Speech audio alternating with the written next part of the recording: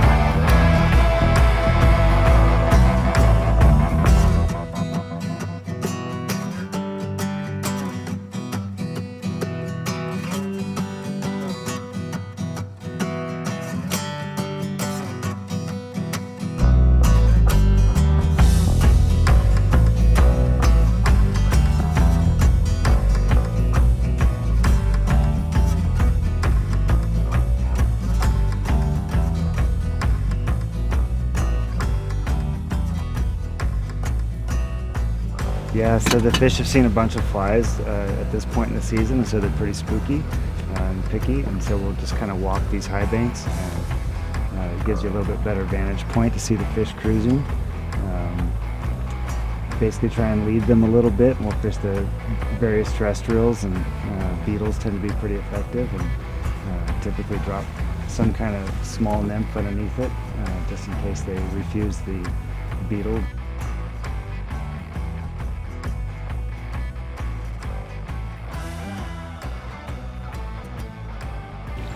So first we're just looking for cruisers, and sometimes we'll see a rise down the bank and kind of work down to it. More often than not, on the way to a riser, we'll see a fish cruising along the edge. It's always awesome to see them come up and take the dry fly. And for most of the day, there's fish that'll cruise up and down the banks, just looking to pick off individual flies. And so if you can get ahead of them a little bit and lead them, and sometimes they take it and sometimes they don't, but it's always fun to watch them try. He button hooked. Yeah.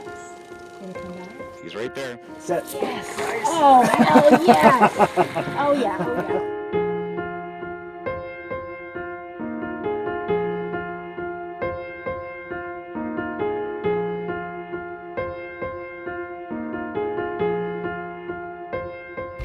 So we've got the little bit of wind coming this way along this shore. It'll actually create a little bit of a current, and you can see the callibaetis spinners on the water. And sometimes the fish will actually sit in a position and just sip them as they come down this bank, and other times they'll cruise around back in the shade where it's a little bit cooler and pick them off once they come in. And sometimes you can use the wind to your advantage a little bit that way, because it's pushing those bugs down the edge, and you can just anchor up and kind of wait for the fish to come up and eat them.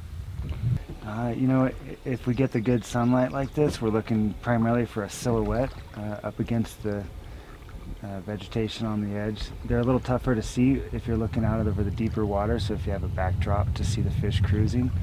And fortunately, the fish like to cruise right up against the lighter green backdrop. Sometimes you can see them feeding, and sometimes they're just working their way along the edge, and then we'll try and get in front of them a little bit and put a fly to them and see what happens.